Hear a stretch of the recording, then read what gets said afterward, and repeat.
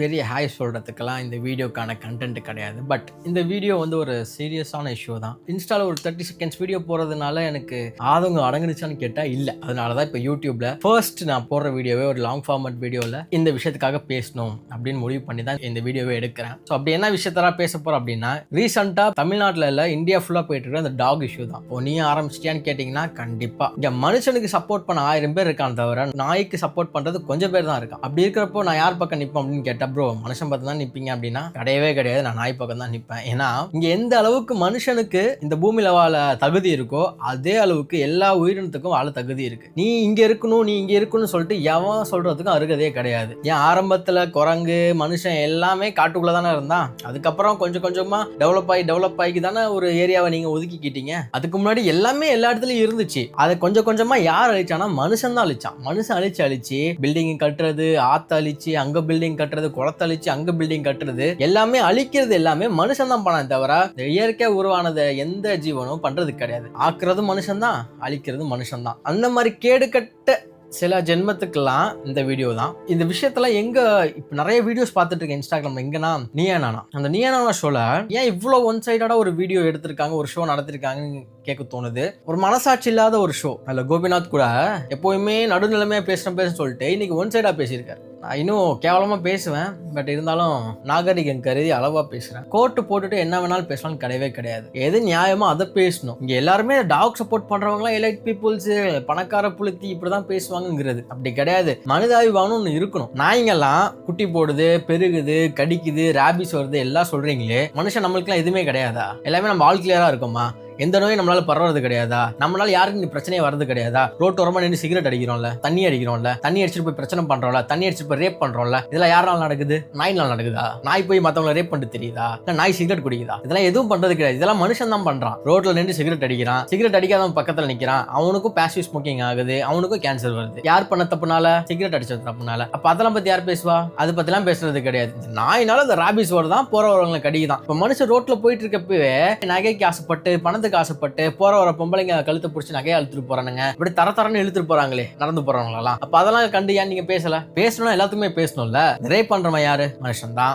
மனுஷனாலதான் மனுஷனுக்கு பெரிய பிரச்சனை இருக்கு. இங்க நாயினால ஒரு பிரச்சனை இல்ல. ராபிஸ் இருக்கதான் செய்து இல்லைன்னு சொல்ல. ராபிஸ்னால செத்தவங்களும் இத்தனை ஒரு 10 வருஷம் எடுத்துக்கோங்க, 10 வருஷம் இந்த ரேஷியோ எடுத்து பாருங்க. ராபிஸ்னால செத்தவங்களுக்கும் மனுஷன் கொலை பண்ணி மனுஷன் ஆக்சிடென்ட் பண்ணி செத்தவங்களுக்கும் ரேஷியோ எடுங்க, எது அதிகமா இருக்குன்னு பார்க்கலாம். இன்னைக்கு நீங்க வெளியில போனீங்கன்னா வீட்டுக்கு ஒழுங்கா வருவீங்களான்னு தெரியாது. எனக்கு கண்ணு முன்னு தெரியாம பைக் ஓட்டுறது, கார் ஓட்டுறது ஓட்டிட்டு வராங்க. அதெல்லாம் யார் ஓட்டுறா? நாய் ஓட்டுதா? மனுஷன் தானே ஓட்டுறான். மனுஷனால பல ஆக்சிடென்ட் நடக்குது, மனுஷனால பல கொலை நடக்குது. முன்னாடிலாம் நைட்ல தான் கொலை பண்ணுவானுங்க, யாருக்கும் தெரியக்கூடாது. இப்பெல்லாம் பகல்லே கொலை பண்றானுங்க. நீ எவனா வேணாருன்னு சொல்லிட்டு வீடு புரிந்து வெட்டவெல்லாம் இருக்கான். அதெல்லாம் பத்தி பேசுங்களேன். அவனெல்லாம் தூக்கி ஷெல்டர்ல போடுங்களேன். சொல்லுவீங்க நாங்க தான் ஜெயில போட்டுறோமே. ஜெயில போட்ட என்ன வருஷ கணக்குல உள்ள இருக்கானா? 3 மாசத்துல பெயில வரான். பெயில வந்துட்டு எவன் போட்டு கொடுத்தானோ அவனே வெட்டுறான். அப்படி இருக்கிறப்போ அதெல்லாம் பேச மாட்டானுங்க.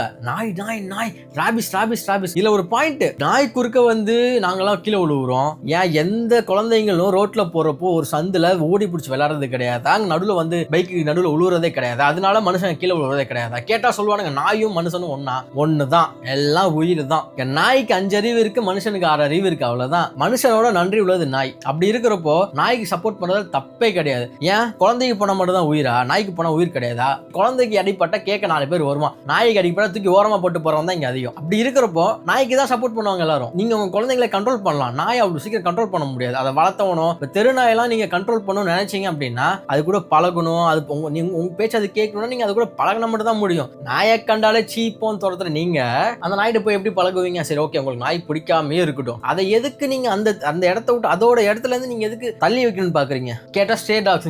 ஸ்ட்ரே டாக்ஸ் தான் மீனிங் திறமை நிறைய பேர் பேசிட்டு இருக்காங்க. ஸ்ட்ரே டாக்ஸ்னா வீட்டுல வளர்த்து கைவிடப்பட்டது பேர் தான் ஸ்ட்ரே டாக்ஸ். தெரு நாய்களுக்கு ஸ்ட்ரீட் டாக்ஸ் தான் பேரு. அந்த ஸ்ட்ரீட் டாக் ஸ்ட்ரீட்ல தான் வளரும், அதுங்க வேற எங்கேயும் வளர தெரியாது. அதெல்லாம் டெரிட்டோரியல் டாக்ஸ். அந்த இடத்த அது பாதுகாத்துட்டு அது இடத்துல தான் அது வாழுமே தவிர அதை தூக்கிட்டு போய் வேற இடத்துல விட்டீங்க அப்படின்னா அது வேற இடத்துல வாழ தெரியாது. இப்போ உங்களை கூட்டிட்டு போய் காட்டுல விட்டா வாழ்ந்துருவீங்களா? வாழ முடியாதுல்ல. இல்ல உங்களை தூக்கிட்டு போய் உங்க ஏரியால இருந்து வேற ஏரியால விட்டா உங்க ஏரியால உள்ள கம்ஃபர்டபிள்னஸ் அந்த ஏரியால கிடைச்சிருமா? கிடைக்காது.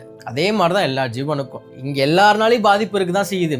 அப்படி பார்த்தா மனுஷனால நிறைய பாதிப்பு இருக்கு. அதை எவனுமே பேச மாட்டான். எந்த ஆம்பளையும் பேச மாட்டான், எந்த பொம்பளையும் இங்க பேச மாட்டான். கேட்டா அதனால இது நடக்குது, ஆக்சிடென்ட் நடக்குது, மயிர் நடக்குது, மட்டன் நடக்குது. அந்த சின்ன சந்துல தான் வீலிங் பண்ணிட்டு போறது, நல்லா முறுக்கிட்டு போறது. எவனாவது சந்துல ஸ்லோவா போயிருக்கீங்களா? பாதி பேர் இந்த பைக் எடுத்த பெரிய ஹீரோன்னு நினைப்பு, சல்லு புல்லுன்னு போயிட்டு தான் வரணுங்க அதிகம். அப்படி இருக்கும் போது இந்த ஏதாவது நாய்க்கு இருந்தா போதும், அதுக்கிட்ட போய் ட்ரன்னு முறுக்கி காட்டுறது. இப்போ முறுக்கி காட்டினா கடிக்க தானே செய்யும். கடி வாங்கிட்டு தான் போகணும். கடி வாங்கி நாங்கள் ஊசி போடுறோம், அப்புறம் கடி வாங்காம ஊசி போடுவாங்க, தேய்ச்சிட்டு போவியா? கடி வாங்கினா ஊசி தான் போட்டாக்கணும். எல்லா நாய்க்கும் இங்க ராபிஸ் இருக்கிறது கிடையாது. அந்த எல்லா நாயுமே இங்க கடிக்கிறதும் கிடையாது. குலைக்கிற நாய் எல்லாமே கடிக்குதான் கேட்டா கடிக்கவே கிடையாது. சும்மா துரத்துமே தவிர வேற எதுவுமே பண்ணாது. சில நாய்கள் கடிக்கும், அது இல்லைன்னு சொல்லல. முக்காவாசி பேர் இந்த நைட்ல போறப்பெல்லாம் நாய் துரத்துது. நாய் துரத்துதுன்னா நைட்ல போறப்ப நாய்க்கு ஆட்டோமேட்டிக்காவே அது கார்ட் பண்ண ஆரம்பிச்சிடும் அது ஏரியாவை. அது ஏரியாக்குள்ள நீங்க தெரியாதவன் எவனா நுழைஞ்சா கண்டிப்பா அது துரத்த தான் செய்யும். கடிக்குமான்னு கேட்டா அது டவுட் தான். எல்லா நாயும் கடிக்கிறது கிடையாது. அது அலர்ட் பண்ணும். நிறைய பேர் வீட்டுல திருடன் நுழையிற எத்தனை நாய் காட்டி கொடுத்துருக்கு, இல்ல எத்தனை நாய் திருடன் துரத்திட்டு போயிருக்கு, இதெல்லாம் நீங்க பாக்குறதே கிடையாதா?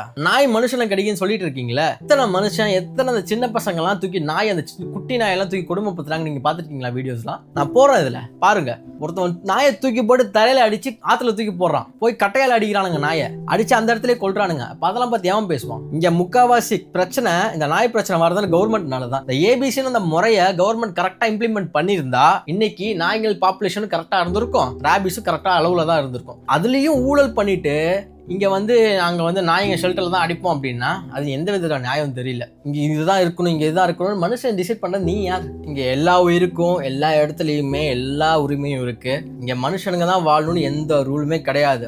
இத்தனை கால வருஷமா மனுஷன் கூட தான் நாய் வாழ்ந்துட்டு இருக்கு, நாய் கூட தான் மனுஷனும் வாழ்ந்துட்டு இருக்கு. அப்பெல்லாம் வராத பிரச்சனை இப்ப எங்கடா தூக்கிட்டு வருது? இதுல சொல்றானுங்க கோபிநாத், இங்க பாமர மக்கள் வாழ்ற ஸ்ட்ரீட்ஸ்ல எல்லாமே நாய் இருக்கு, போட் கிளப்ல நாய் இருக்கா அப்படின்னு கேட்டா இருக்கு. போட் கிளப்ல ரோட்ல இல்ல, வீட்டுக்குள்ள இருக்கு. எல்லா பணக்கார வீட்லயுமே ஒரு பெரிய பெரிய வகை நாய், ஃபாரின் இம்போர்ட்டட் நாய் தான் இருக்கு. போட் கிளப்ல நாய் இல்லாத வீடு ஒரு நாய் காட்டியிருக்கேன் பாக்கலாம். எல்லா வீட்லயுமே நாய் இருக்கு.